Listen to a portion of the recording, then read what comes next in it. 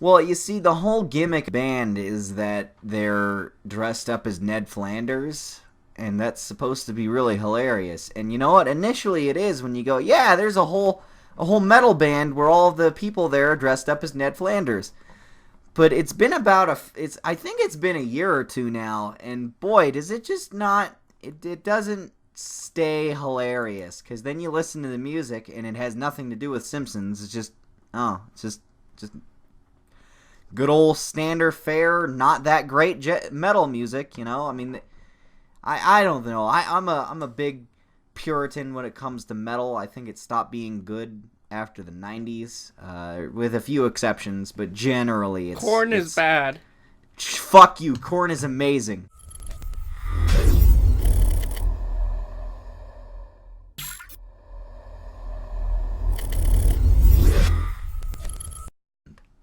Yeah, screw physics. Who needs the ground anyway? I will be walking on the ceiling. I don't care if it tracks mud all over the light fixtures. That's how it's gonna be. You can't tell me to change. And you know what? Oh, Atari's getting a new...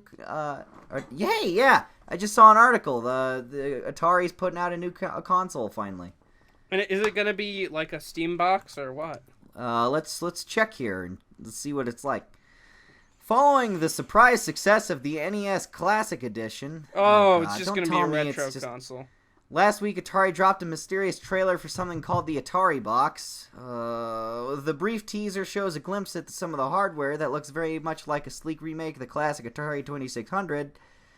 And then someone just put out a tweet today that says, "We're back in the hardware business." Oh, so it's just going to be a retro console. Probably. Hey, do you guys like the Atari Jaguar? Here's that again.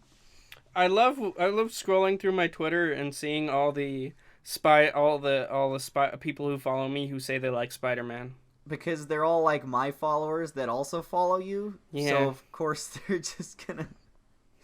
A lot of them have Spidey in their avatar. Yeah. Well, I'm seeing a lot of people saying they really like Homecoming, and I guess that's pretty cool. I'm excited to hear that it's not garbage. Look, I wasn't planning to talk about this, but can I just say, I am going to tell you right now that I'm not going to see Spider-Man: Homecoming in theaters. Okay, what if I might it's like... see it at Elvis. I might see it at like a discount theater. Okay. Or I might see it on home video. But I'm not going to pay $12 to see another Spider-Man movie, the 6th in 12 years, and I didn't like any of them. Well, this one has Iron Man in it. I don't like Doesn't Iron that Man. Make it I hate Robert Downey amazing? Jr.'s performance. Okay, that's a hot take. That's going to piss some people off. Yeah. I just hate Iron Man as a character. I think Robert Downey Jr. is fine. I think Iron Man is the smuggest asshole in the history of fictional characters, and I'm tired of looking at his face. And I also hate Robert Downey Jr.'s performance as this person. Okay, I think RDJ is fine because he embodies the character well, but I think the character is the smuggest prick. And every time I'm reading a comic book and then Iron Man lands, like, just out of nowhere, just he comes and his boots connect with the ground. He's like, "What's up, everybody?" And I go, "Oh, not this fucking guy again." Every time. Even when he's like a hologram inside of his old suit and Riri Williams is Iron Man, and they still have Tony Stark around, I'm like, oh god. I mean, Riri Williams is like the most Mary Sue character in the history of ever, but she's still not as insufferable as Tony Stark because he's like... He's a Mary Sue, but also an alcoholic. He's a Gary Stu. I am good at everything, and also self-righteous, and think everyone should follow my plan, no matter how terrible it is, repeatedly. Everyone take off your masks on live television and then fuck up your continuity forever. You know what? Also, it's Iron Man's fault one more day happened. There, I said it. And also, I'm not going to see Spider-Man because I don't like RDJ. I don't like... Here's the thing. I'm a huge contrarian when it comes to Civil War because I didn't like Civil War at all. I hated it. The action scenes gave me a headache. And the dialogue scenes gave me a headache too, but for completely different reasons, because of the bad editing and camera work in the action scenes, and because of the complete ignorance of logic, reason, and continuity in the dialogue scenes. But there's not enough time to rant about that.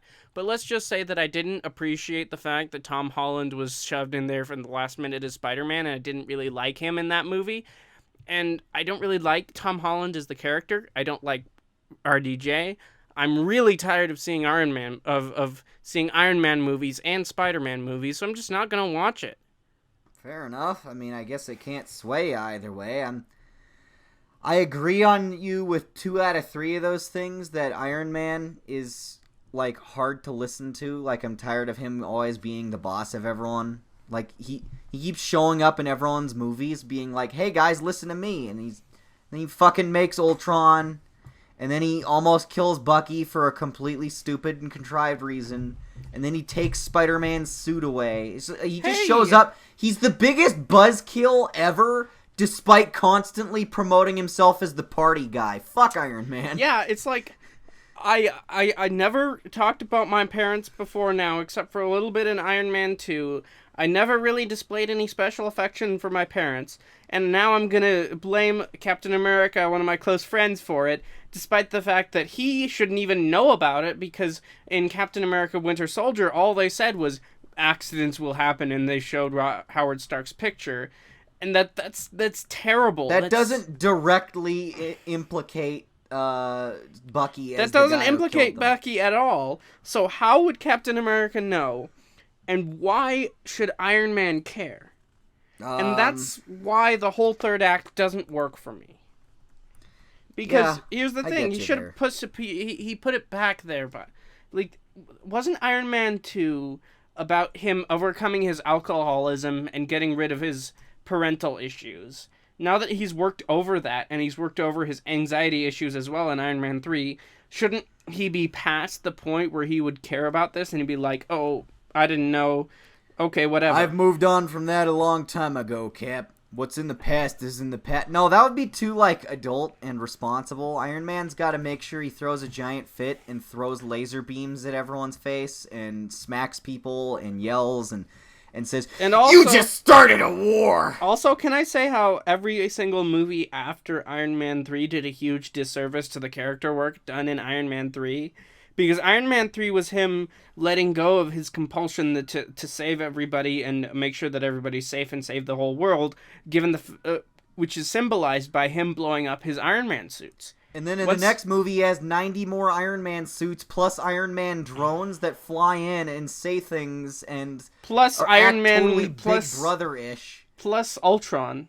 And then he builds Ultron, and then he's got, it took him 2 months to fall off the Iron Man wagon and get back to...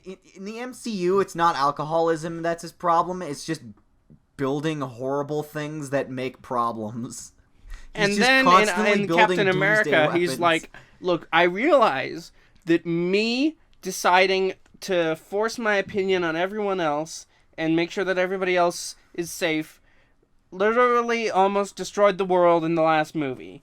But now I'm gonna do it. Let's try that again. Except we're gonna involve this time the government and bureaucracy, so that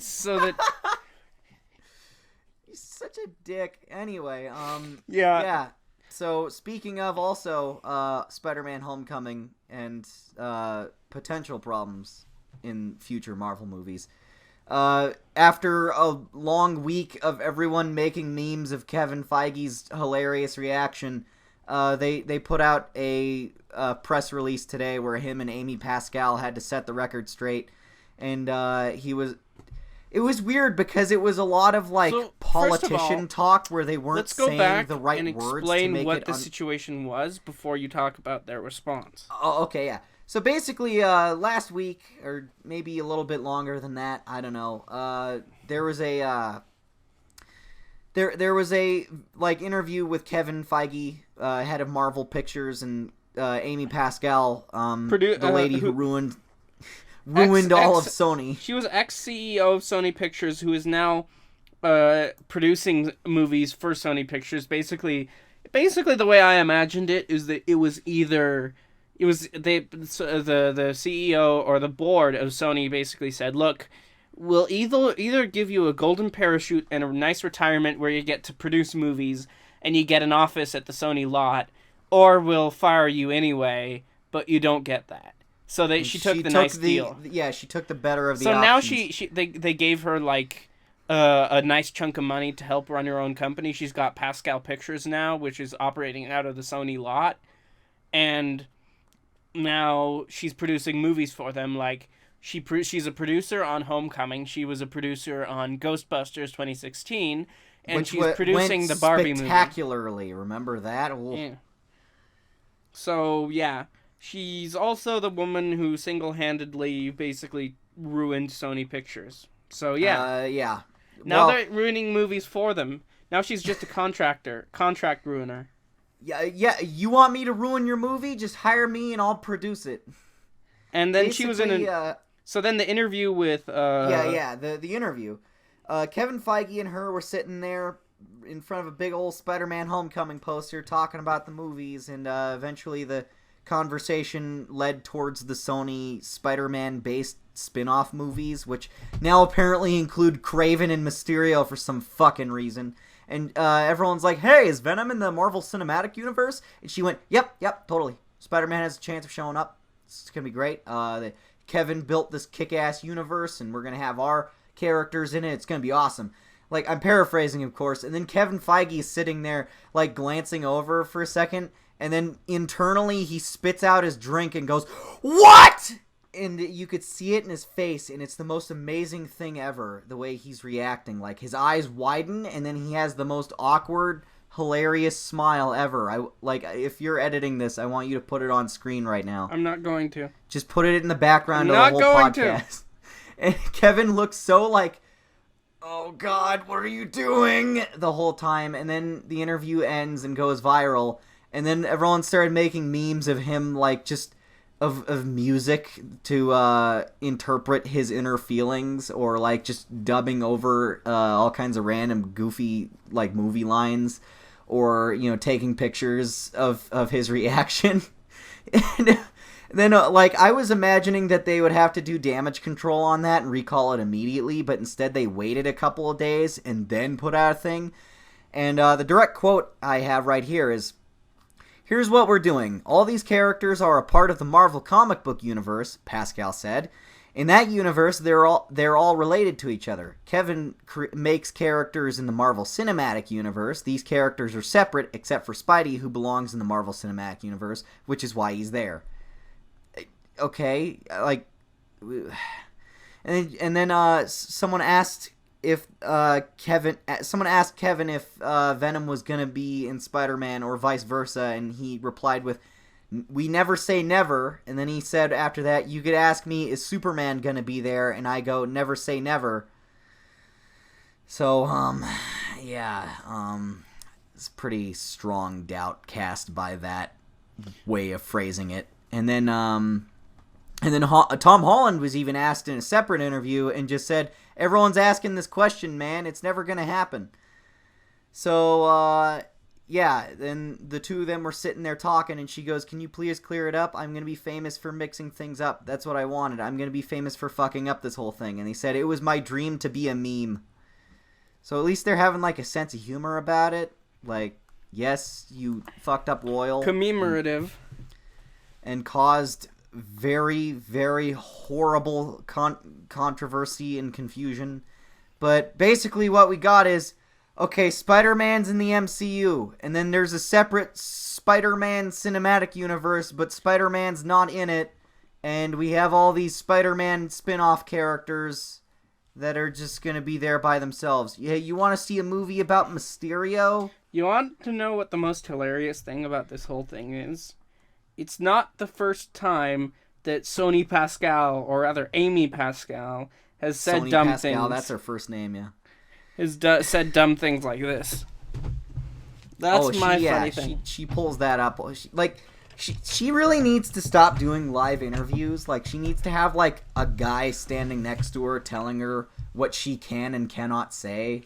I think it's kind of funny because she used to be the CEO, so I think she's used to what she says is what we're used to other people just sort of listening to her and what she says and making Yeah, that a she reality. says and it is law. Like, I own the company. If I say it, it's happening. But now But she doesn't it's have not. that authority. It's Tom. It's. I forget. There's a new They just hired a new CEO. I know the chairman is Tom Rothman, but I don't know who the Sony Picture. Let's see. I'm gonna look it up. Sony Pictures. There's a new CEO that they just hired. Michael. No, let's see. I gotta tell you, I think Oh yeah, Black it's Anthony Vinciquera, who is the Anthony new. pronounceable last name. Yeah. This is great. This is great. I think. Let's see. When was he hired? I think it was like at Yeah, least he was hired a in month May. or two ago. Okay, yeah. So yeah, he just got hired, and he was at Fox from 2001 to 2011, and then he was yeah. He's credited for much of the success that they had in the mid '90s or in the 2000s over at Fox. It's kind of funny because both the new CEO of Paramount and the new CEO of Sony are both ex-Fox executives. Because Jim Giannopoulos worked at Fox Motion Pictures Group before he became the new CEO of Paramount. Huh. So now they're both. I wonder if they ever ate lunch together and were like, we should be running this town. And he's like, yeah, I'm gonna have my own movie company and I'm gonna fuck things up on a weekly basis. It's gonna be amazing. I'm gonna have so much money to just ruin shit. Yeah, it's gonna although be fantastic. it is tragic because the old CEO of Paramount, Brad Gray, died just last month, so that's rather tragic. Oh But yeah. but Brad Gray was interesting because he was credited for the much of success during the 2000s, but also the huge it's like Brad Gray at Paramount was not so much missed opportunities is the way I would put it. Like they were distributing Marvel movies until Disney decided to buy it from under their nose. Yeah, and he was like, "Yeah, this is a sound investment. I'm not going to lose potentially billions of dollars on this." Mm-hmm. If they just kept going under the Paramount banner, could you imagine how fucking successful he would have been? Because the biggest franchise at Paramount right now is Transformers, and we know how that's going doing great right now. Transformers last night, and then you had 45 million. 45 million opening weekend. That is 45 million opening weekend. For context, the first movie had an opening weekend of 70 million in 2007. So adjusting for inflation, that's basically the same amount. The economy's great right now. So yeah, so if it weren't for the Chinaman, there would be no more Transformers movies. Them Chinese people sure do love big, dumb American action movies. I've said it before, I'll say it again. I feel like China is the only thing keeping movies like Transformers and Fast and Furious afloat because they just... I mean, American audiences are a lot more picky. I feel like the Chinese audience is just like, if it has American action stars well, also and there's a lot of explosions, censorship we're down. in Chinese movies, so they don't have the variety they don't that get we do. stuff that's like as crazy. They don't and get weird. horror movies. They don't. Basically they're not allowed to have anything with magic in it. Isn't that correct? Yes, unless it's a fantasy. Unless it's a fantasy. Yeah, they have to spin it that like Ghostbusters was aliens. banned for supernatural elements, but they enjoy The Monkey King and all those movies. What if Transformers: The Last Night has Optimus Prime perform a satanic spell to and they didn't get Deadpool. Oh yeah, they didn't get Deadpool because although I'm willing to bet that there were a lot of Chinese a lot of pirated copies of Deadpool in China. Oh yeah, absolutely. Pirating is a national hobby there. Everybody does it. Didn't they all pirate Kick-Ass 2 so much that it like tanked Kick-Ass 2 as a movie and they can't ever make a sequel? I have no idea, but I think I heard somewhere like Chloe Grace Moretz was in an interview and was like, yeah, there probably won't be a Kick-Ass 3 because it got pirated so much presumably by China and America, since those are the two biggest pirate countries in the universe. And yeah, there's never gonna be a kick-ass movie. So I mean, it's too late now. So is there anything else you want to say about Sony Pictures or the whole Amy Pascal gate? It's Amy Pascal gate. Amy gate. Amy gate. There you go. There we go. Is there anything else you want to say before we move on? I believe that the whole situation is hilarious and stupid, and you know what? I think Black Cat and Silver Sable are kind of weak as like main characters, but there's potential for it. It's kind of hilarious because But when they confirm Mysterio and Kraven for their own movies, it's like, what the fuck? Neither of those can hold up a story. It's hilarious that both of them on their own are too weak to carry a movie, so she's putting them together. How are they going to do a Mysterio movie? He's just some asshole movie guy who uses special effects to, like, mess with people and commit crimes, and he has a bubble on his head. Like, is he going to be the main character? You know what? Hold on. Let's spin this from the opposite direction. They did a, Disney does villain movies all the time. You just make them the main character, and turns out they're not so evil. They just needed a hug. Yeah, okay. Let's spin this the correct way. Quentin Beck, Hollywood special effects extraordinaire / stuntman badass. His job is transferred to Singapore or to China or whatever, and then as a disgruntled ex-employee, he decides to ruin the studio that burned him. And yeah, and he's gonna I'm gonna get back at those evil corporations and movie companies. And then Sony's like, yeah, evil movie companies, man.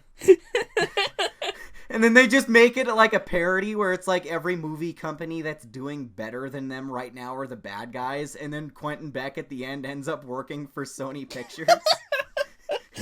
They're the only company for me. Now I can do the special effects for Ghostbusters 2 and feel great about it. Thanks, Amy Pascal. And then Quentin Beck, in his bubble head, he pulls off his mask and holds it to his side like a proud astronaut, and then goes over and hugs Amy Pascal. And she's patting him on the back, and she goes, "Give us Spider-Man back, you fucks." And then it just cuts to credits. There you go. That's the Mysterio movie. That's what it's got to be. Can't wait. You know what?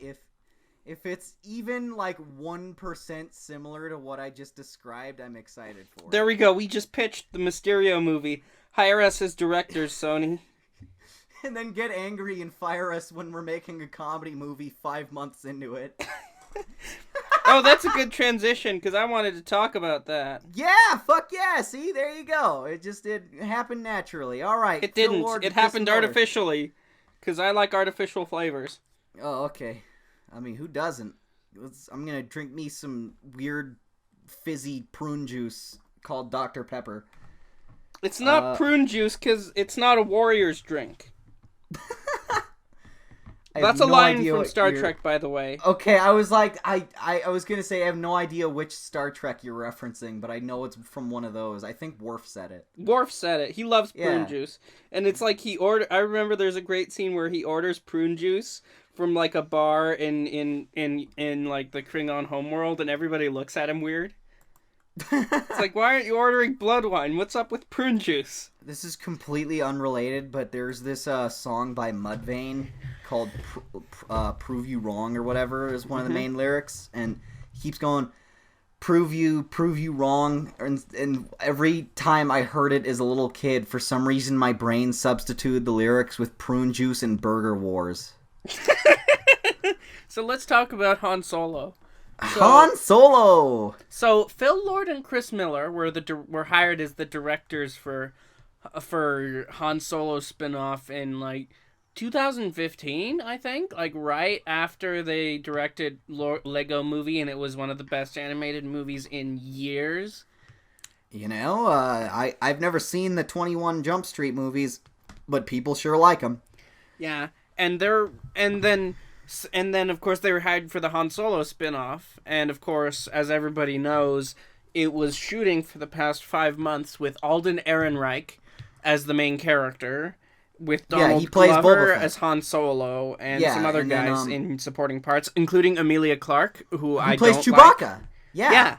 I think Emilia she's great Clarke for is the an role. interesting choice to play Chewbacca. I wonder. Well, you know, I she's wonder if tall they're gonna enough. do an actual like. Excuse me. I pardon can't me. wait for the Han Solo and Chewbacca Hello? sex scene that'll happen halfway through the movie. Oh, and Donald Glover should be this there. isn't a good time. So I'll see ya.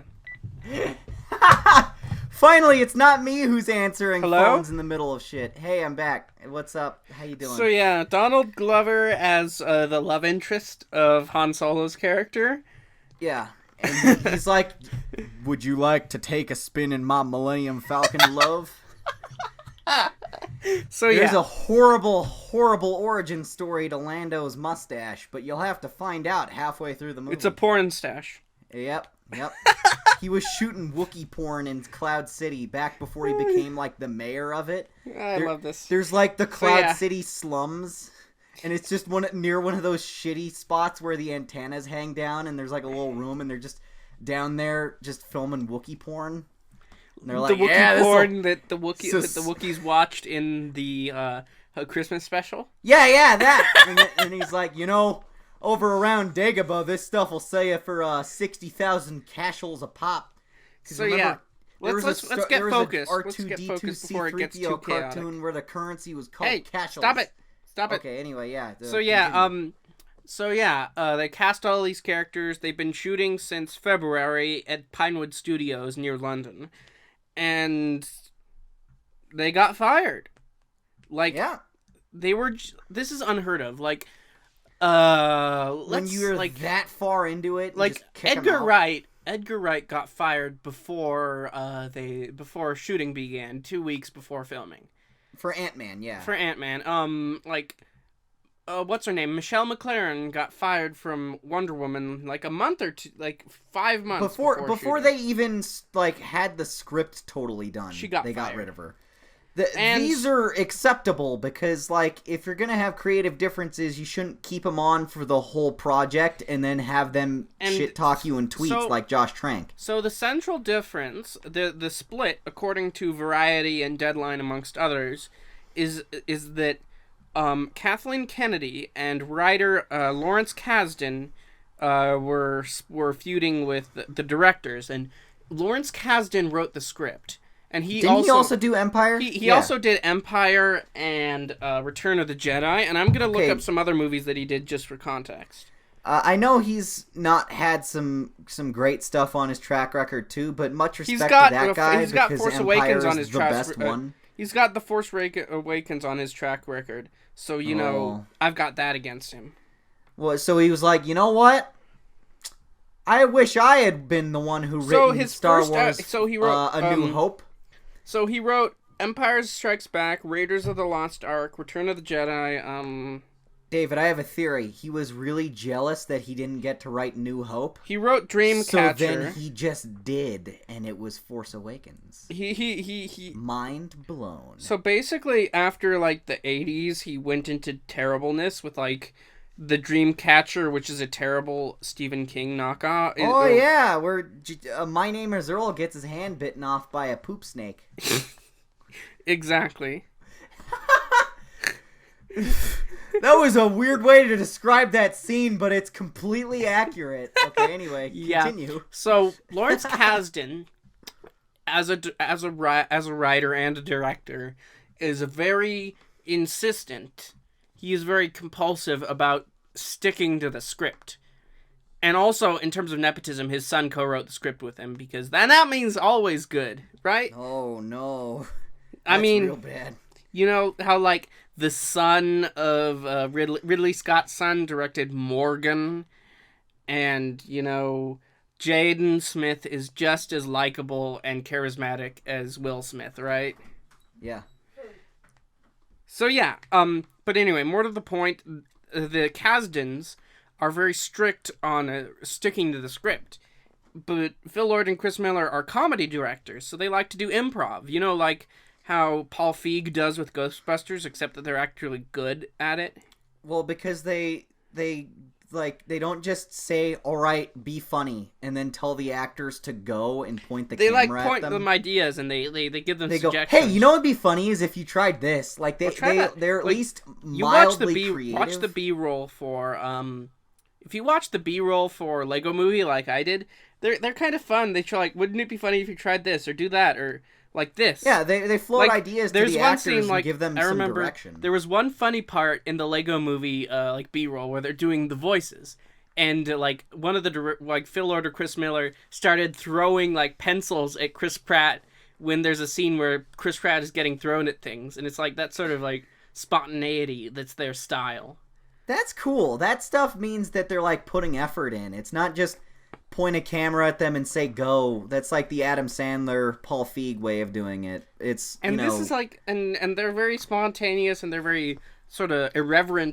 I bet working under them on a set is really fun just because they're so like they put out good stuff, but they also don't take it that seriously, so they're not super extremely They're not worried Nolan. constantly.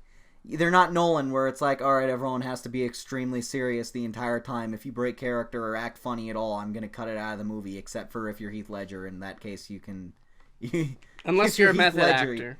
If you're a crazy method actor who locks himself in a hotel for 6 years... go ahead, but nobody else. You go ahead, but...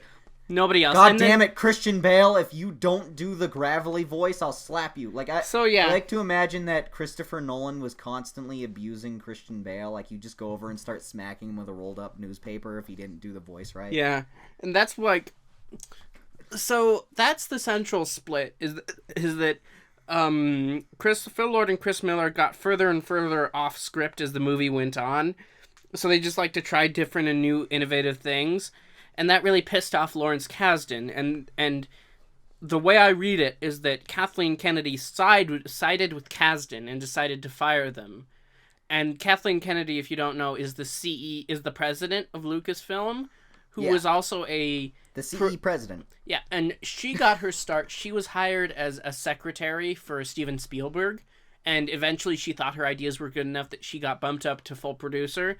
And she produced movies throughout the 80s and 90s and early 2000s with that sort of, like, Spielbergian, like, his like, cadre, his entourage. His sort of group. I get that.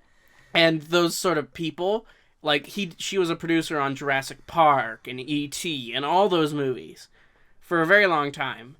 And she also, I don't know, no. It was Gale Ann Hurd who was married to James Cameron, but... Oh, okay. I was thinking, like, I got that mixed up in my head too. I was like, what, wasn't she with Cameron? But no. She produced many movies throughout the 90s and early 2000s. In the 70s, she was the hot secretary, and James Cameron was like, hey, baby, you want to be a famous Star Wars movie producer? Well, just follow me back to my hotel room. And we'll now, make it happen. And she's like, will it happen next week? Stop and he it. goes, no, Stop 40 it. years. Stop it. Stop it.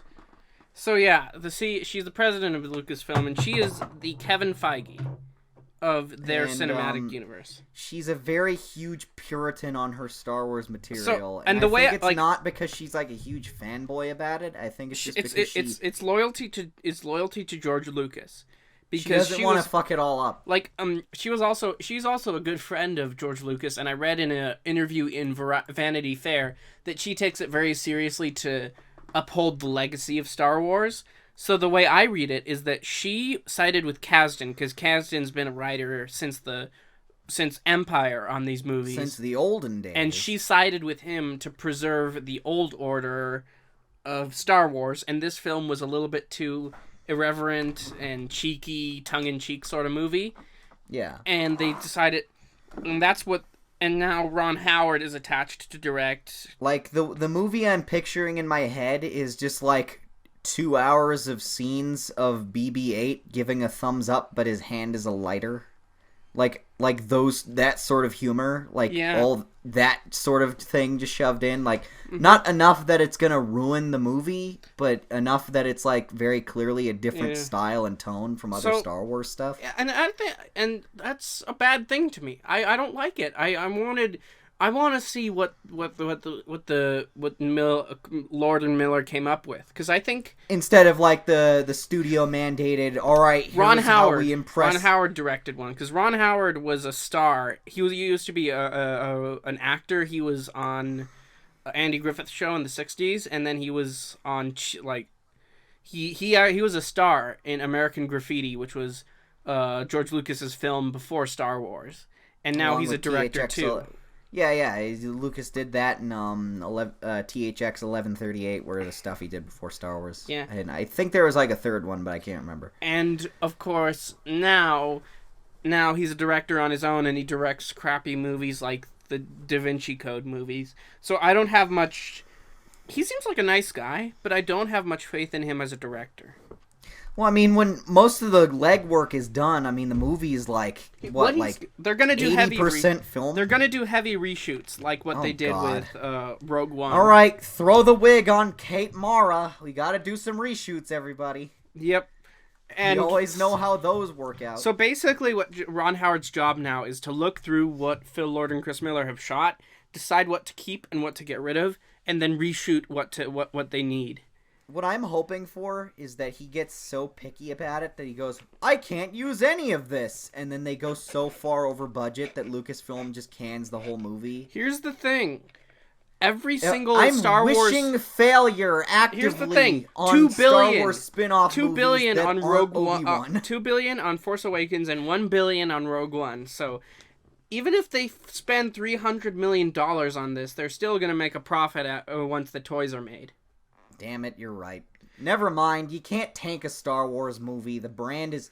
The logo on the front is too And that's important. what I think is the tragedy of this movie, is that I want to see what Lord and Miller came up with, because it's probably not what I've already seen in terms of Star Wars.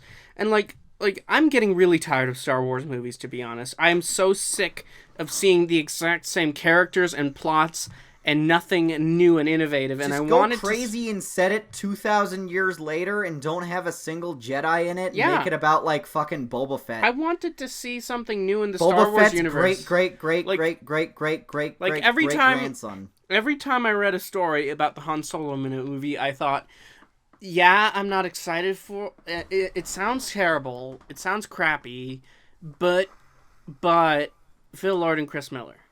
But now you don't have that excuse Yeah, anymore. exactly. So you're like, So, all right, it's just gonna like be. Kathleen Kennedy and Lucas and Lawrence Kasdan are taking it upon themselves to defend the old order, keep it stale, boring, and static.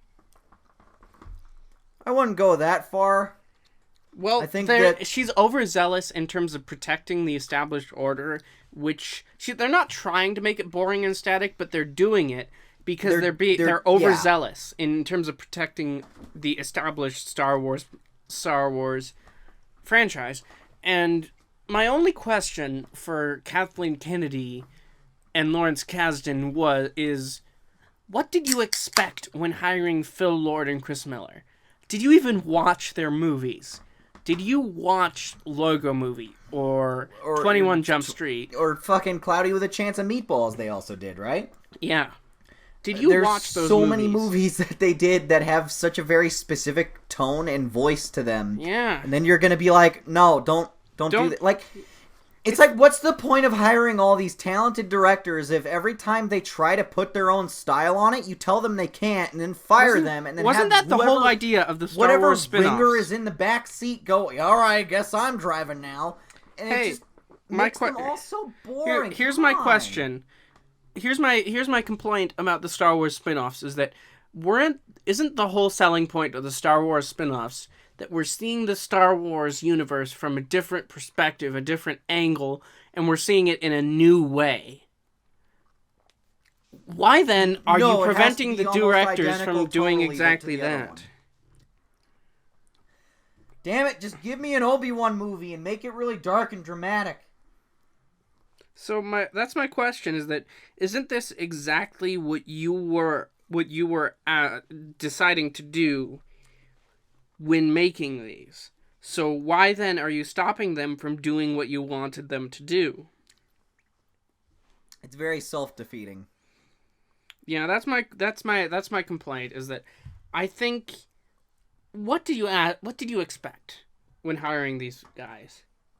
Yeah. It's your own fault for hiring a And you know what? I'm starting to. Here's the thing. I think that Phil Lord and Chris Miller are not stupid people.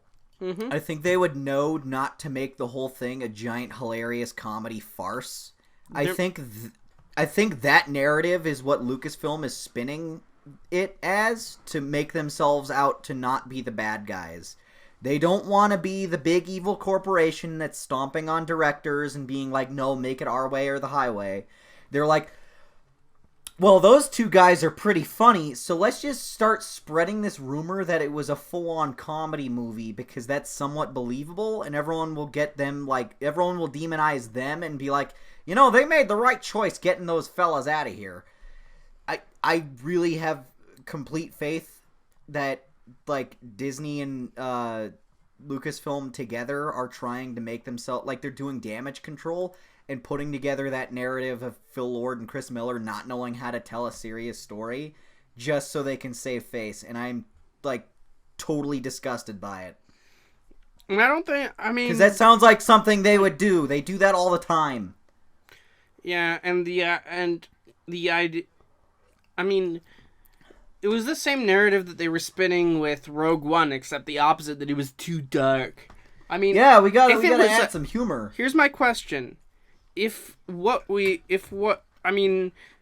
got was already dark and bleak and lifeless and boring and sort of like that way. Everyone dies at the end. It was too dark. Let's fix it. What was the original like? If this one was as dark as it is. Was there a violent tentacle rape scene in the original cut? Oh wait.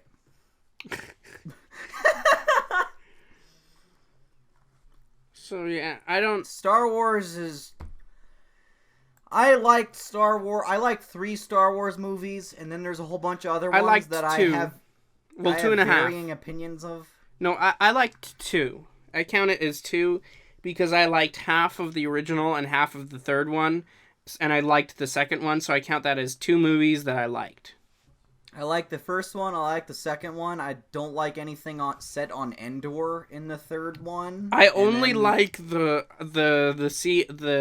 throne room scene with Darth Vader in the third and Emperor. Oh yeah, that whole climax with like Vader and Luke and the Emperor, like that whole thing was super cool. I love that part. But everything else in that movie was just kind of Nah. Yeah, like Boba Fett, like jobbing and getting killed by a blind guy. Why is that character supposed to be cool? He has a really cool costume design, and he has a really cool supposed backstory, and he has a really cool name, and he has all kinds of cool guns. He's cool in other stories that other people No, I'm did. saying, like, from the perspective of people watching these as they're coming out, look at that cool guy in episode 5. I bet in the third movie he's gonna do some badass shit. And then he's there, and everyone's excited, and everyone's waiting for him to do something. And then he gets his backpack bumped and he falls into a vagina in the desert with teeth. And then it ends. And then everyone goes, oh my god, we got blue-balled so hard on what is potentially, like, the coolest looking fictional character in a spacesuit ever. You got your Isaac Clarkes and your Master Chiefs and your Boba Fetts. Those are the 3 coolest spacesuits. Arguably Samus, if you're into the whole red and yellow parts of it. He's a cool design and has, in the official material, done nothing to back it up. Yeah. So yeah. Also, keep bringing up Boba Fett. Fun fact. The Xavier and I pitched a Han Solo Boba Fett spinoff with each other, just sort of a private thing that showed like how it could be done really cool. Where it's like a buddy heist movie with Boba Fett and Han Solo sort of teaming up to steal something from like a Jabba palace type thing or something, and then have Han Solo betray him and that sort of stuff. And that would set up his whole anger towards him in the original trilogy, and sort of and have him have a meeting with Chewbacca along the way and all that. And that was our pitch for it. We had this idea of basically like they become this cool trio, but then Han is just like, fuck that guy.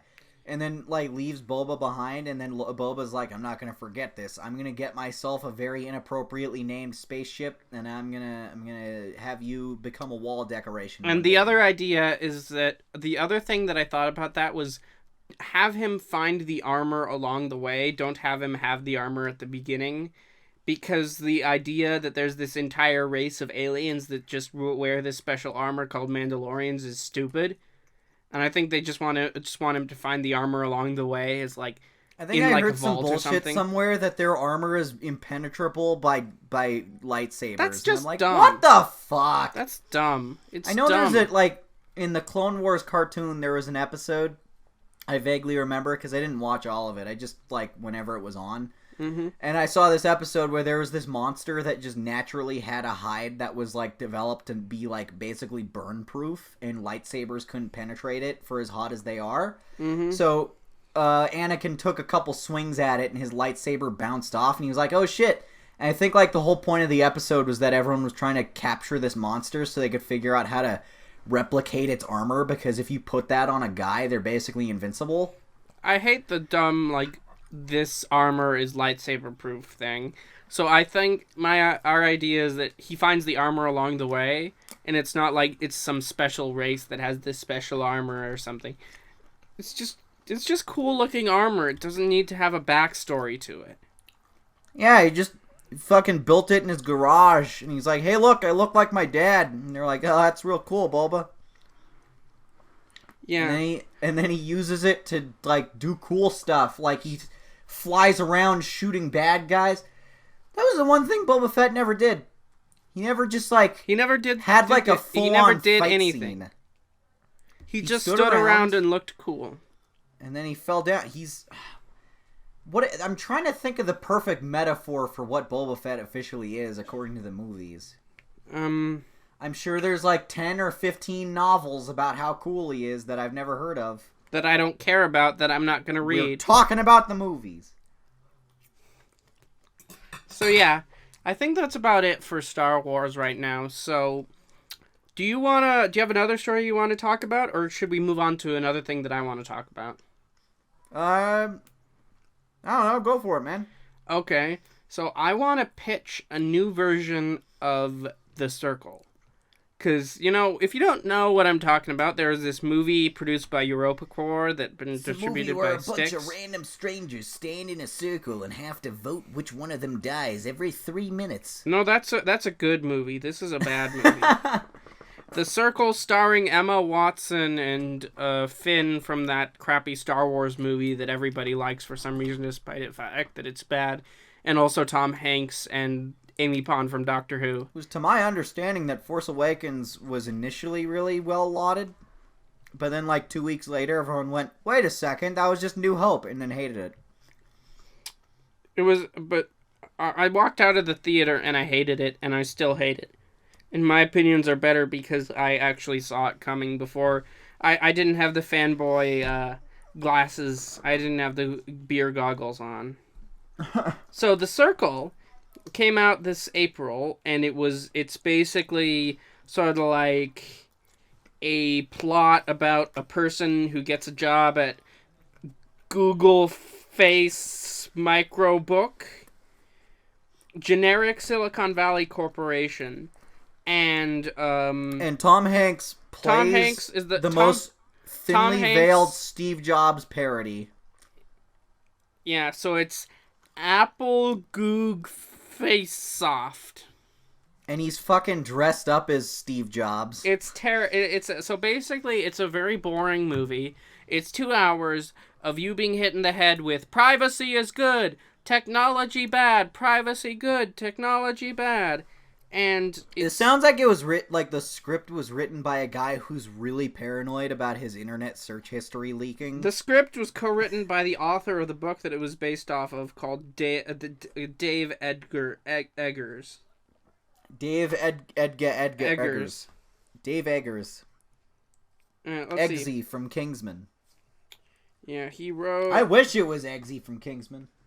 Yeah, and it's just kind of crappy. It's boring, and it reminded me of Starship Troopers without the comedy, because it's basically about this girl played by Emma Watson who drinks the Kool-Aid and becomes indoctrinated into this weird Silicon Valley cult of Google, and then she sort of just becomes absorbed by that. And it's kind of like how in Starship Troopers, the main characters are in this fascist sort of cult-like new world order that are attacking the bugs, and by the end they just become fully subsumed in that. It's the same sort of very dark character arc, but it's without the irony or the satire that made that film work. So the funny thing about Starship Troopers is that every character kind of gets horribly screwed over in the end, but they're really happy about it just because they love the military so much. That's what happened with The Circle, except it replaced military with Silicon Valley Corporation. And so I'm going to pitch this movie, but good. So if you don't know, the basic plot is that Emma Watson works for some crappy company, and then her friend, who is played by Amy Pond from Doctor Who, gets her a job at The Circle, evil Silicon Valley Corporation, and then she sort of gets slowly subsumed into this. She puts her parents on the health plan. She decides to live stream her entire life 24/7, and I have to vlog my life. That's what she does, basically. Every single day, she says all that day. To her screaming child. All the time. And then, things happen. Things go wrong. Her best friend is killed because of, basically everybody starts stalking him for some reason.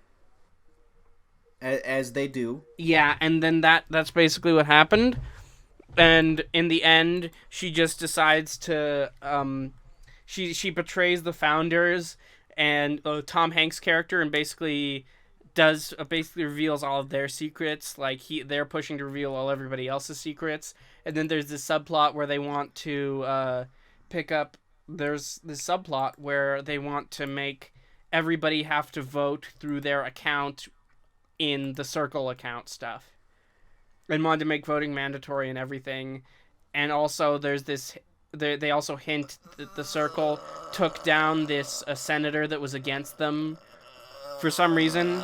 And there were three speeches in the movie that were the exact same speech about how privacy is bad, privacy is good, evil corporations bad, blah blah blah.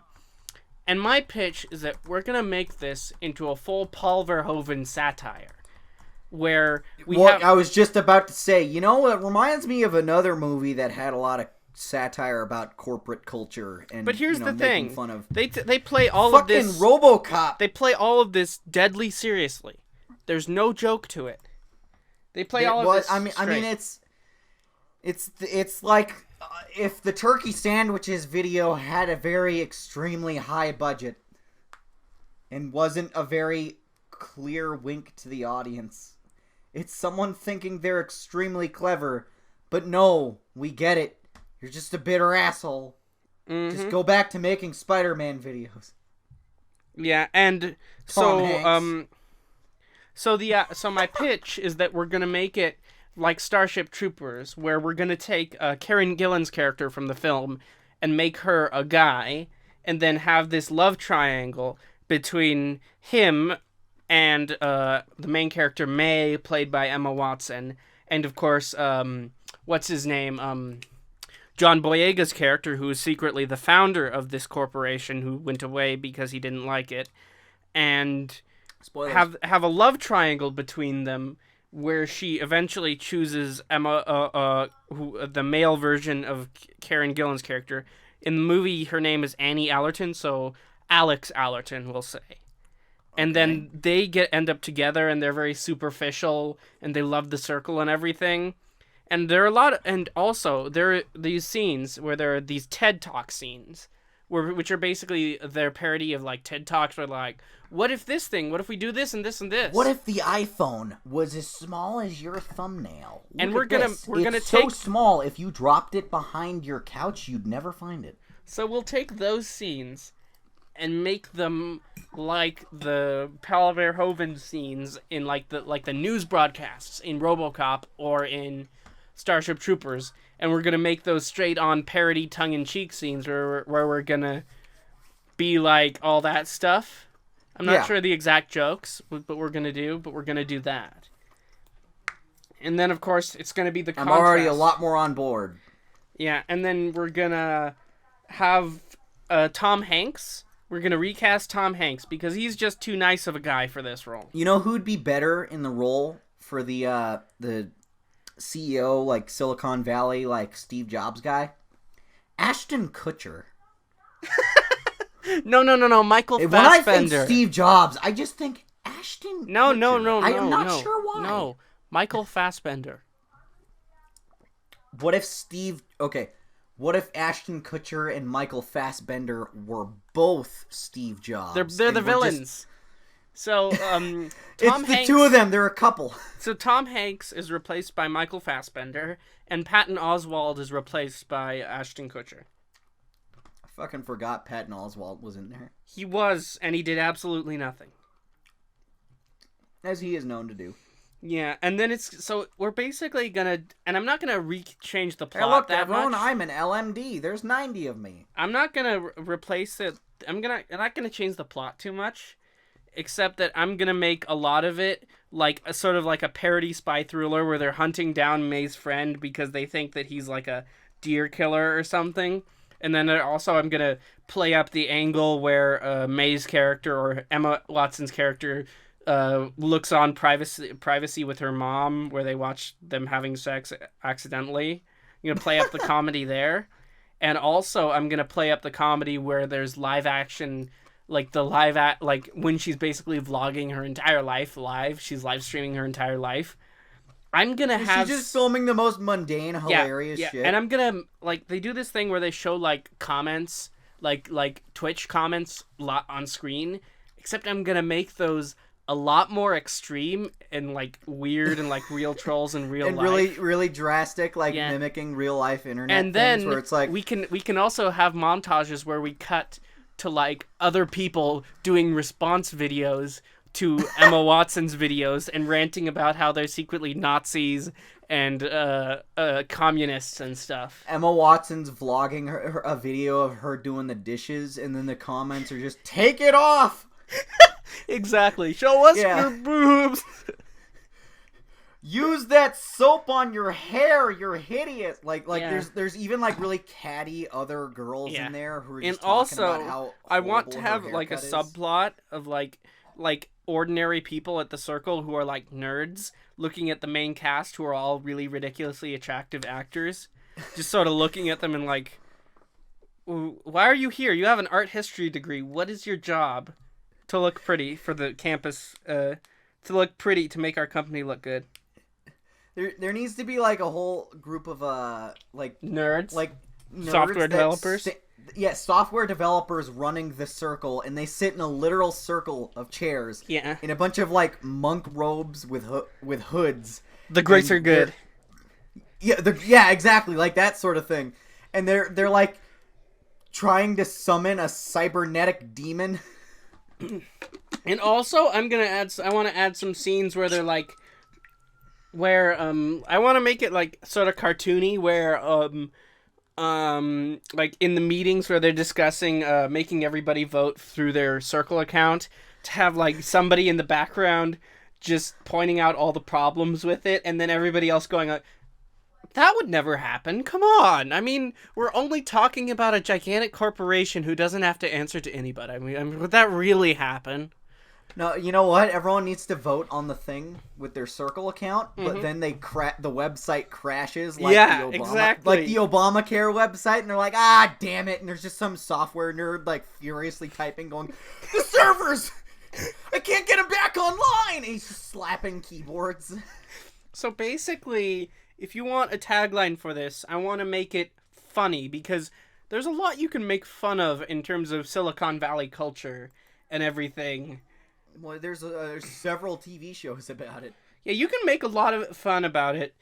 And, like, also I want to make fun about how this movie is very diverse. There's a lot of women, and there's there's black people, and it's a little bit too diverse than what the way Silicon Valley Corporation really is.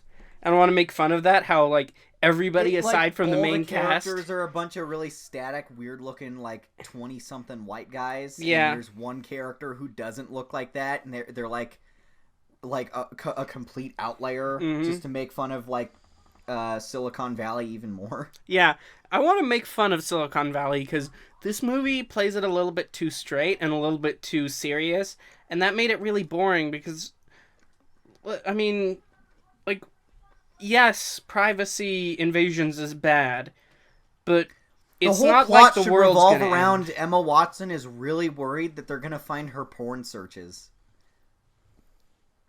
We have to shut down the Circle website before they find my search history. And Emma Watson's like trying to delete all the stuff off of her iCloud, but it keeps getting leaked. Or somebody hacks her That was, iCloud. I'm sorry, that was really bad. Somebody hacks her iCloud and releases her nudes. This is getting life imitating art or art imitating life. You decide. Yeah. I'd be down for that. Alright, let's add So this that's to my the pitch. release slate. The Sony-produced version of The Circle, in which it's a giant, hilarious comedy. With Paul Verhoeven as a producer. And it's in the same universe as the Mysterio movie. Yes. There you go. Perfect. The Xavier and David cinematic universe, where everything's just way, way, way sillier. Yeah. Like the version of RoboCop where they play cartoon sound effects every time a limb pops off. Like boing! Every time someone gets thrown through a window, it plays "I'd buy that for $1." Or like yeah. Or by the way, I've been meaning to tell you. Wah. Guess what? I started watching Prime Directives on Amazon Prime. RoboCop 2 is RoboCrap, by the way. Yeah, he didn't like RoboCop 2. I think it's got some good scenes, but generally is like massively inferior to the first one. And then the third one is just like such a slog to sit through. I don't think I've made it in one sitting entirely. Like, I've seen the whole thing in like 12 different viewings. I keep trying and failing to watch that movie at once. I started watching Prime Directives, and it immediately started with a news broadcast, which wasn't there in RoboCop 3, basically. All that satire about the media. Prime Directives started with one of those where they're like making fun of corporate culture and stuff, and I think they refer to the police as the OCP legal division. And like Delta City's built and everything. I'm like, okay, why wasn't this RoboCop 3? This is already actually pretty good. I mean, granted, the costume... Peter Weller was not there, sadly, and the guy they got to play him is okay. He's not terrible. He's not Weller Peter. Yeah.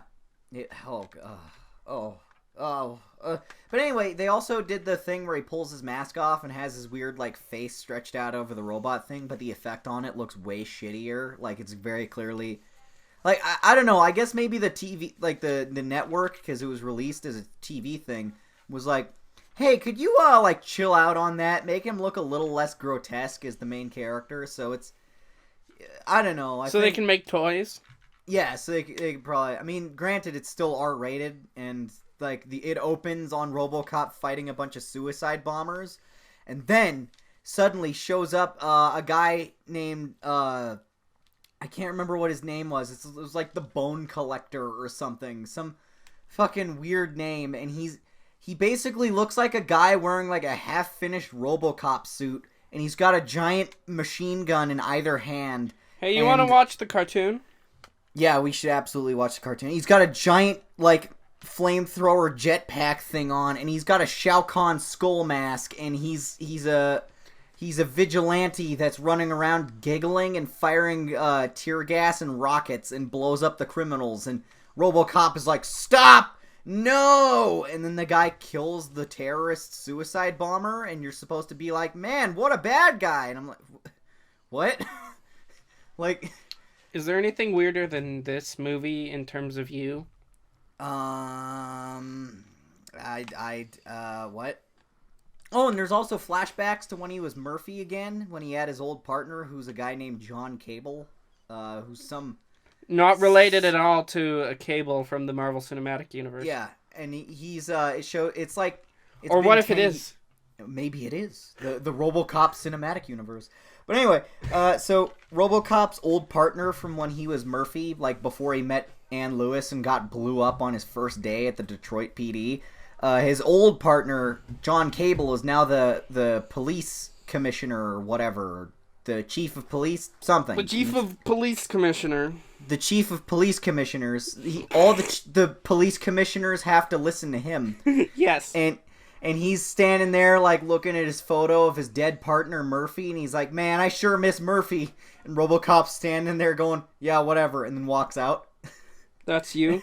It's weird because I'm like, does he know that he's RoboCop or not? Or does he? And then it shows a flashback of them fighting a serial killer. It's a home invasion. The police go up to some guy's house because there's a disturbance that he has a wild dog, and they get into his backyard, and the dog's chewing on a person limb, and they go, hey, wait a minute. And then without a warrant, they break into this poor man's home and then shoot him and execute him when he's defending himself, even though he's got a corpse in his couch and a woman tied up in his basement. But you know what? This is America, goddammit. He has rights. Nobody does. It's America. That poor serial killer. Man, those cops sure are It's America. Nobody has rights. Sort. Although RoboCop it's nice to see a competently written so far. I'm only like 80% through the first episode of this miniseries, and it has 4 episodes. But it's nice to see a competently written RoboCop thing, and it's kind of cheesy because it was from like 2001. But it looks like it was from like 95. Like, imagine the first RoboCop movie with the budget of a TNG episode and the same sort of effects. That sounds terrible. And it's just great. I just said it sounds terrible. Just great. Terrible. Great. Terrible. Terra great. Okay, we'll compromise on Terra great. Gradable. Terra gradable. So yeah, Terra-gradable. If you want to tear this and or grind it on a cheese grater, you can. What have you been watching and reading lately, buddy? I watched. Usually we do these at the beginning. I thought we do it at the end because we have more time to ramble because we've already gotten done of talking the other things. So yeah. I finished reading a book called Chaos Walking. I also started reading. I've started reading Murder on the Orient Express so I can get ready for the Kenneth Branagh movie. I haven't been watching too much TV lately. I watched RoboCop on Friday and RoboCop 2 with this person that I'm talking to on Skype right now. Chaos Walking. Let's talk about that.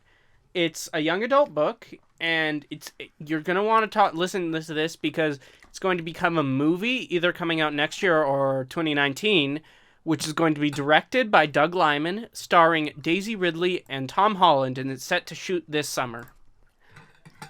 And they got Ray and Spider-Man in a movie together. Yeah, from the director of Edge of Tomorrow and The Bourne Identity. So it's going to be amazing. And the book is really good too because it's written by an author called Patrick Ness. And of course, it's automatically an improvement on the average young adult book because it's got a male protagonist and it's got a male writer. Now, I'm not saying that female writers or female protagonists are necessarily bad. We've just seen them before in every young adult movie ever made, including The Fault in Our Stars, Divergent, Hunger Games. Let's see. All the other ones that Harry I don't Potter. remember. Remember Twilight? Twilight. Mortal Instruments, Vampire Academy, all of those. 50 Shades of Grey. Yeah. That's a big young adult book. Yep, So, yeah. It's really popular among the teens. So yeah, it's gonna be. I'm thinking this movie is gonna be pretty great. So you're gonna want to read the book if you're a reader, if you're the type that likes to read, and if not, be excited for the movie.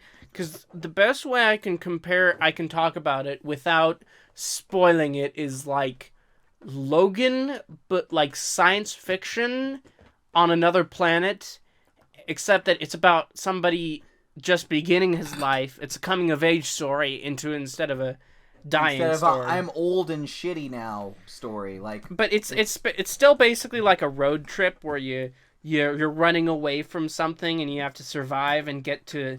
They literally call their destination Haven. subtle. It's really great actually, because like the premise is that there's this kid called Todd, and he's the last boy in this town called Prentice Town, which is the only town on this planet called New Earth where these settlers landed. But there were these aliens there, and they had a war, and and then they had this virus where all the women died, and all the men can hear each other's thoughts, and they call it noise all the time. They can't control it. It's not like you're telepathic. It's like your thoughts are swarming above your head in like a cloud, and everybody can hear it. So yeah, and It sounds really bizarre and trippy, and I'm into it. and and he's about to turn 13, which is the time when he becomes a man, and he sees a girl in the swamp, and that's Daisy Ridley's character. And let's just say that causes a whole bunch of things to happen, and soon Daisy Ridley and Tom Holland, or the characters Todd and Viola, are on the run, and they meet. Let's just say that. Wait, Tom plays Todd? Yeah. I'm gonna have to keep up with this. I need to Tom write some plays notes Todd down. and Daisy plays Viola. And then, of course, those two are on the run, and they discover that everything was not what they thought it was. Oh no, I hate when that happens. And also, Viola is one of the scouts from a new colony ship that's showing up. Tom Holland has a Spider-Man tattoo now. What a nerd. I know, what kind of a nerd has a Spider-Man tattoo? What would be even worse is if he also had a Deadpool tattoo. I know, what kind of a loser does that? I mean, I wouldn't. Thinking Then about getting a Venom one next. Where would you put it? Bicep. But you already have it on your arm. What? I have more space on my arm. It's a tiny little circle that has like a 2-inch diameter, buddy. I have plenty more room. No, My body is a canvas. it's gonna I'm look be really. one of those people who is like so Imagine covered in imagine tattoos you that he'll when you never have get a job. Alzheimer's in your, or rather when you're 80 years old in the rest home, and you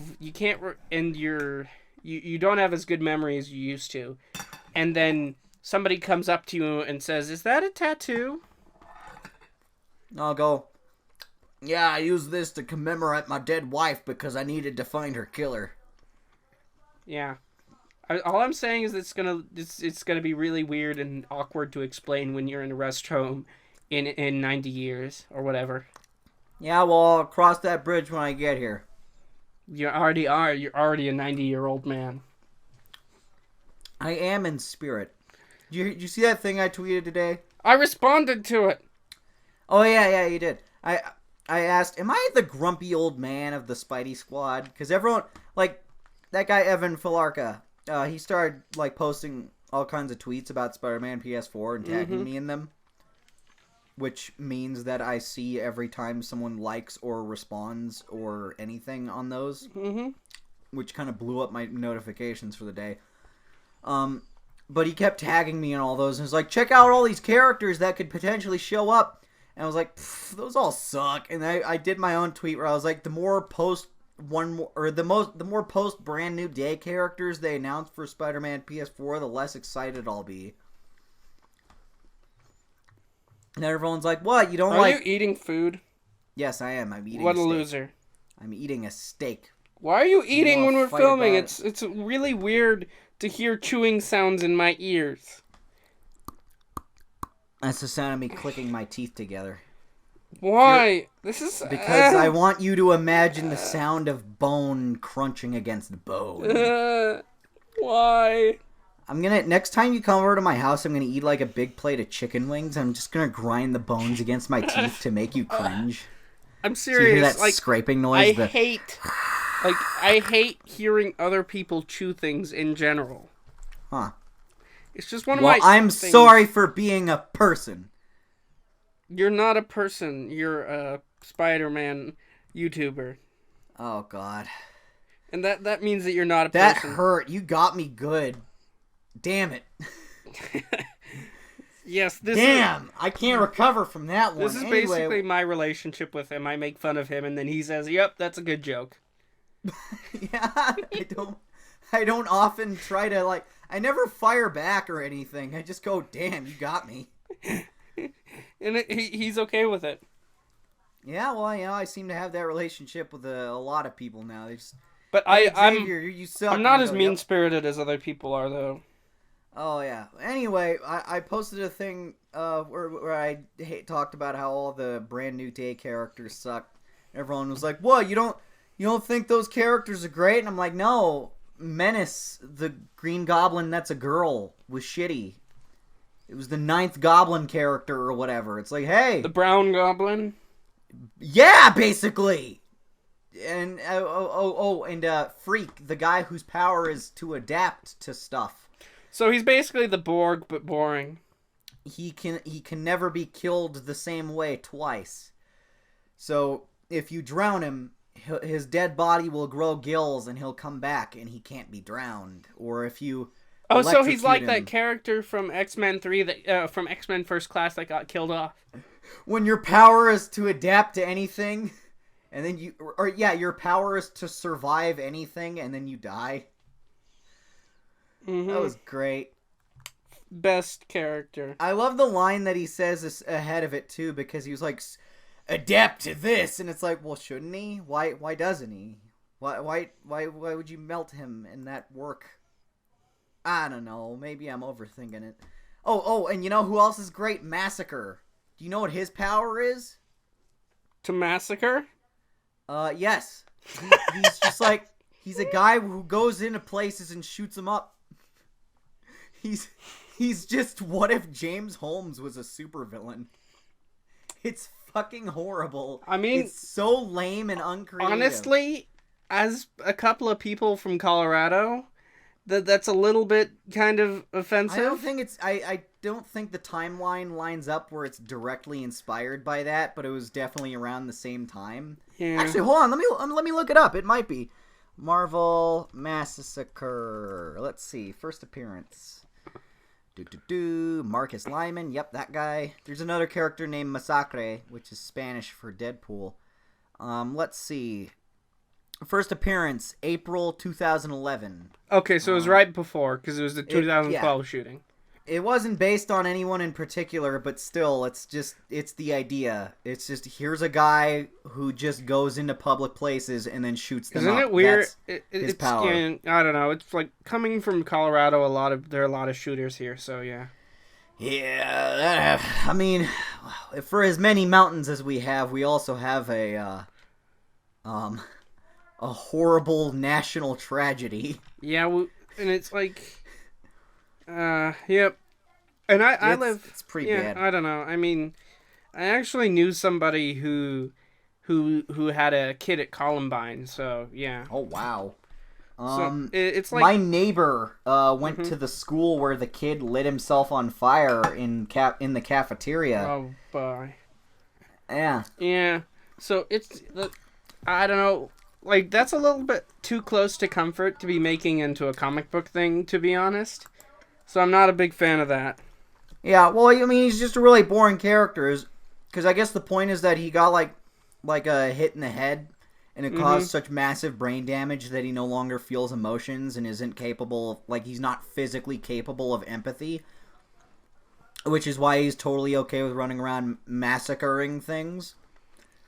So he's just called Massacre because he massacres. Yeah, and then there's this really dumb storyline where basically, it's a parody company. They changed the name for the sake of not inciting rage. But he goes up to, basically, the head of the Pepsi company and is like, I'm going to wear a Coca-Cola t-shirt to my next massacre if you pay me. And then they're like, "Yeah, go for it, man. Make sure make sure that shirt's on all of the news footage so that the competitor gets like destroyed." And then Doc Ock Spider-Man shows up and shoots him in the head in front of a whole bunch of cops, and the cops are like, "I didn't see nothing." Mm-hmm. And then he goes and arrests the Coca-Cola lady by murdering her with a swarm of robotic spiders. Dan Slott's a great writer. Did you know that? Those are some great. That's actually great really ideas. great. That's some of the best That was intelligent. best writing I've ever seen. I love it. He's just so talented. He should write Spider-Man for another 10 years. He should write Spider-Man until he dies. Yeah, hopefully soon.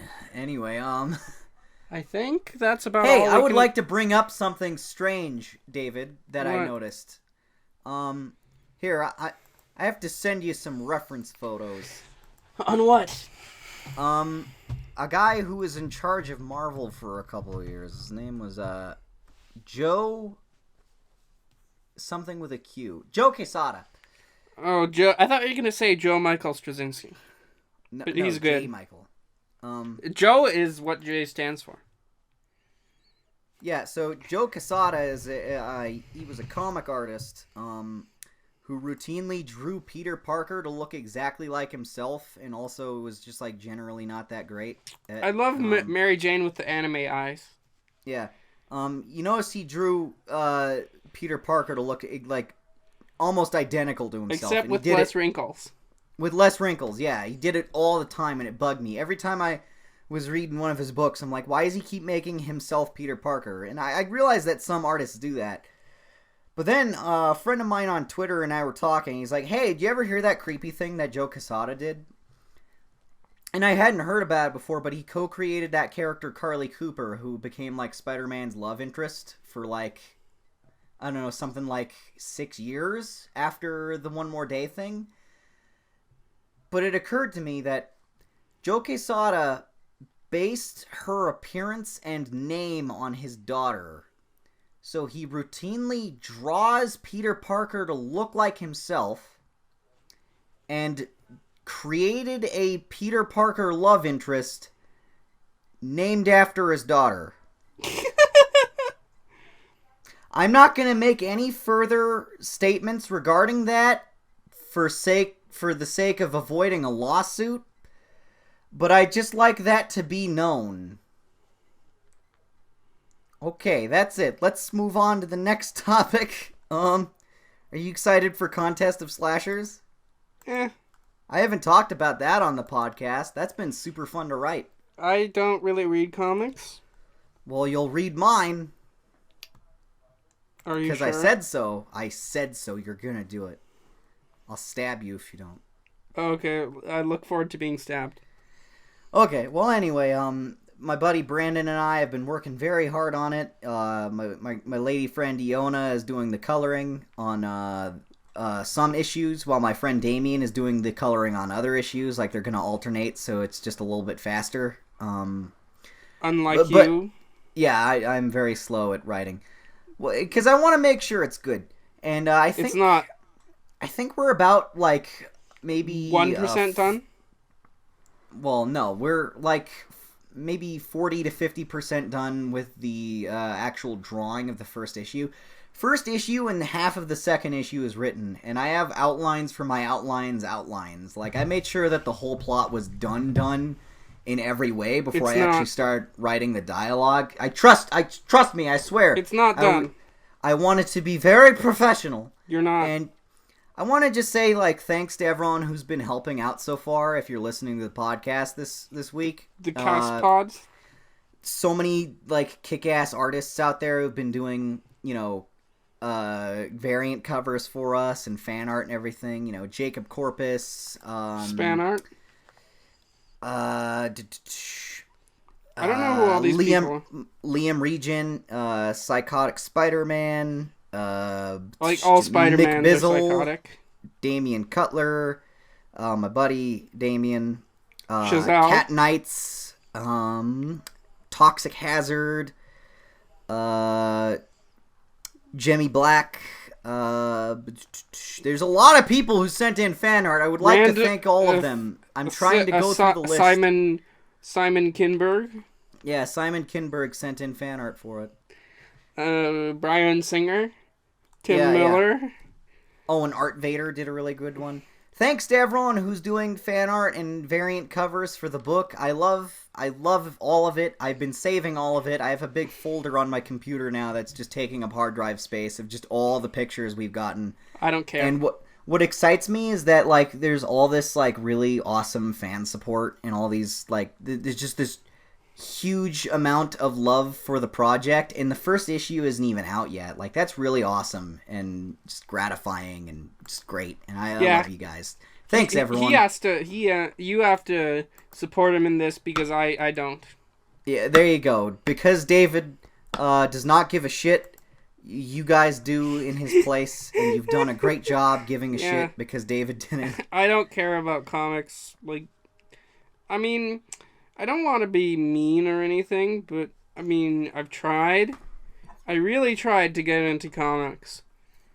But just hasn't happened so far. I made fun of you the other day because I sent you that page that was nothing but black with word bubbles over it because it was supposed to be like a dream sequence, and I was like, hey, look, it's what David thinks comic books look like.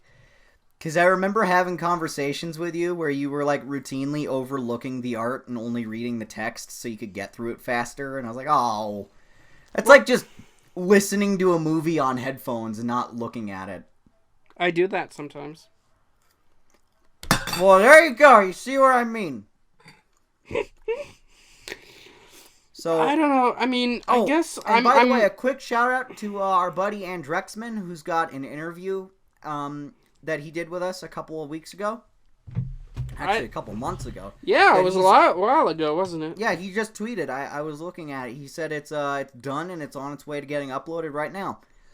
So, you know, good on that guy. It was fun recording an interview with you. When was that? Like, I think it was like... It was before I changed my channel name. I think it was back in, like, February. Yeah, it was. Damn. Well, it took him a while because he did a full animation for it, he said. Like, he was going to go through and then animate lip sync on, like, animated character versions of us throughout the whole thing. That's terrifying. My brain is melting trying to imagine the amount of work he had to do to lip sync that whole thing. Yeah, I wouldn't do that. He's a complete badass. Like, great job, buddy. Stop eating. No. I'm going to eat into the microphone. So it's really loud. And you have to listen to it. Stop it. Listen to this noise. You love it. You love it, you slut. Anywho, go check out that video, which I'm sure David will have totally remembered to link you to by the time this is uploaded tomorrow. Unless I didn't, or unless it's not out, or unless I can't be bothered. Oh. Yeah, I'm working on an X-Men 3 vidya that's gonna come out sooner or later. Probably later. That was really fun to help work on. We filmed a couple of live action bits for it. Mm-hmm. I think that's going to be pretty cool. We went to a local lake to actually shoot that, so we shot on location. Yeah, we that was like one of the weirder shoots we've had to do for a YouTube video because it wasn't really even like a location that was nearby to either of our house. It was just like, let's go to this one spot. Let's go to this one lake because we know that it's a lake because there's a lake in the name. And then we'll just go stand next to like, we'll find a spot and then just hope that it looks close enough to a scene in a movie and then, like, reshoot a different version of it. And neither of us owned a leather jacket, so we had to borrow one from our friend Josh. It was such an awkward thing, like, driving to his house just to grab a jacket from him. Yeah, hey, buddy, Look, I don't have a leather jacket, so I need one for a prop for a video that won't come out for a few weeks. Can I borrow it? And he was gracious enough to be like, all right, here. Yeah, he's the one who looks who you saw on Twitter and somebody joked looks like Christopher Eccleston. Yeah. So, except that he's not Colombian, which doesn't make any sense because doesn't make any sex. How dare you? Yeah, it doesn't make any sense. He's Colombian. He is a handsome man. He gets all of the sense. He has sense 8 times a week. You're a no idea weirdo. what I am. I'm sorry, everyone. I apologize. I apologize, everyone. Anyway, we'll keep you updated on Contest of Slashers. Go check out Andrexman's video, which I think will be fun if you want to hear us talk more. You know, Tell us what you think about the new format. You know, I think that Contest of Slashers is an unfortunate name because it just makes me think of a contest of people writing slash fiction. like all these serial killers sitting at tables at their laptops, just typing super hard and sipping Starbucks, going, "Who can write the sleaziest porn fan fiction for Twilight?" And then the lady goes, "All right, 50 Shades of Grey, I did it. Check it out." And they're like, "This is perfect. You win the Contest of Slashers." That's what the book's about, everyone. Anyway, tell us what you thought of the new format. We're trying to be a little less formal and a little more like conversational. This is the longest episode so far, by the way. By like 15-20 minutes. Oh boy, sorry. Well, we'll cut it off about here. Say what you think about us being a little more, just loose about things. In a lot of ways. Oh God. Oh, David, I'm a bad influence on you. You only started making those jokes after you started hanging out with me. Yeah, well, yeah, you're a bad influence on me. Like, when your grandma met my mom at like a political thing, she said that you might be a bad influence on me. Did she actually say that? I don't know if she actually said that, but that's what my parents said. They might have been joking, but if they were, it's true. No. My grandma wasn't joking. My grandma thinks I'm great, but she also is fully aware of the walking chaos that I am. So I guess you're the main character of Chaos Walking then, because you're walking chaos. Oh God. If I were to describe my personality, I'd use the visual of, okay, imagine a cat on a hamster wheel that's too small for it, that's inside of a blender inside of a snow globe. And that's an understatement. All right, see you next week, everyone. This has been fun. See you around. This is blah blah blah. Blah blah blah blah. Blah, blah.